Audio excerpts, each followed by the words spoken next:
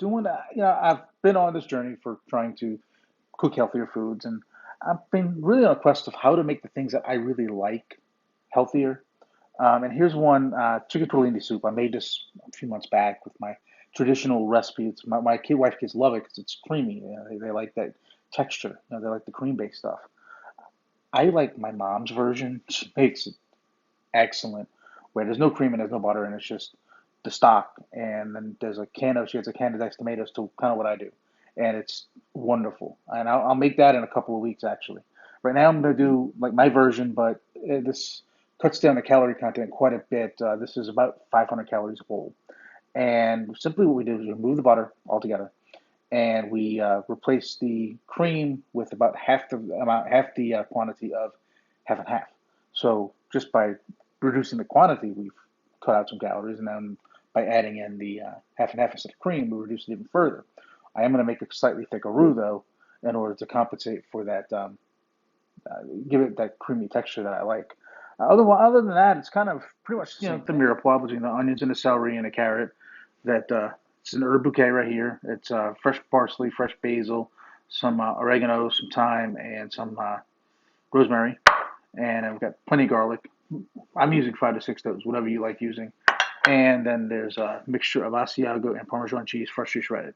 I don't like the canned stuff for something like this. The canned stuff works great in other ways, but for this, no. And then I have some grilled chicken that I grilled and diced. I got the pan that's I'm going to add in some olive oil, just a wee bit, and drop in the celery and the onions first. Those take longer to get soft than the carrots. And we're going to season that with a little bit of salt, pepper, garlic powder, a little bit of crushed red pepper,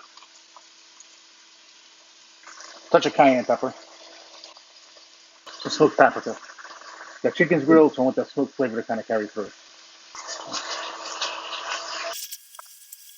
So just want to cook these until the onions start to kind of get a little clear, and then we're going to drop the carrots in. All right, so these onions are clear. We're going to go ahead and drop the carrots in and cook that until everything softens up.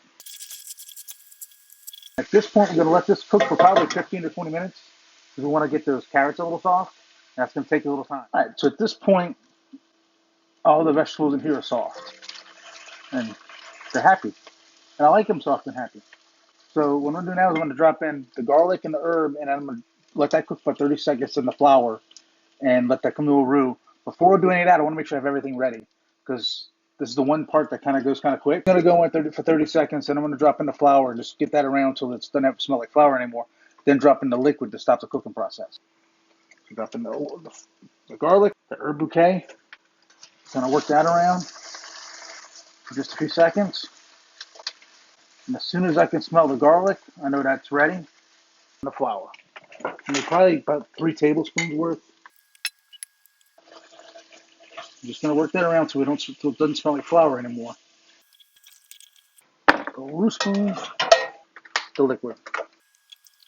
So I'm just going to break up whatever may or may not be at the bottom. You want all of those flavor bits in there. And you're going to want to bring it up to a boil. Crank the heat all the way. You want to bring this to a boil so it thickens up. With the roux, you don't know how thick it's going to get until you have it at boiling point. Have this whatever consistency you like. If you like it loose, use less roux. If you like it really thick, use more roux. It's almost like thick jello. So we're going to go ahead and add in the half and half now. Yeah. We're going to add some chicken base when this comes up to a boil.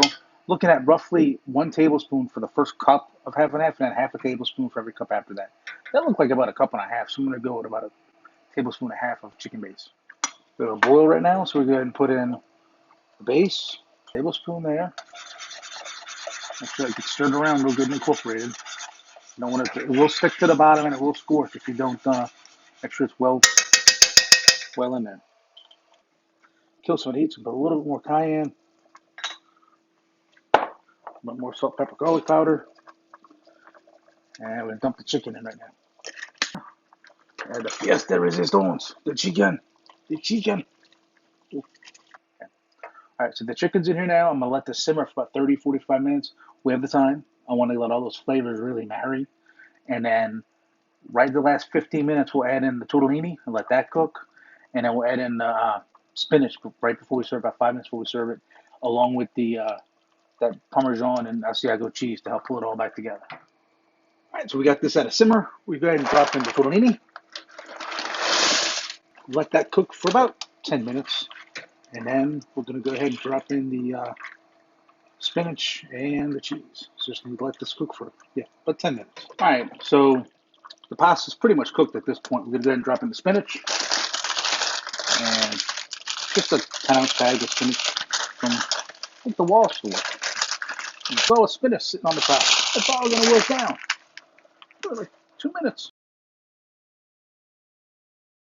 Right, while the heat's turned off or down, we're going to go ahead and put in some of this cheese.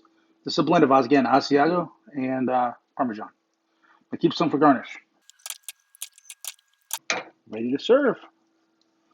All right, we'll show you how we're gonna set this up in just a minute. All right. All right, so to garnish this, we're just gonna go ahead and put a little bit more cheese on top, a couple little green things at the top, make it look pretty. That's it. Ready to go.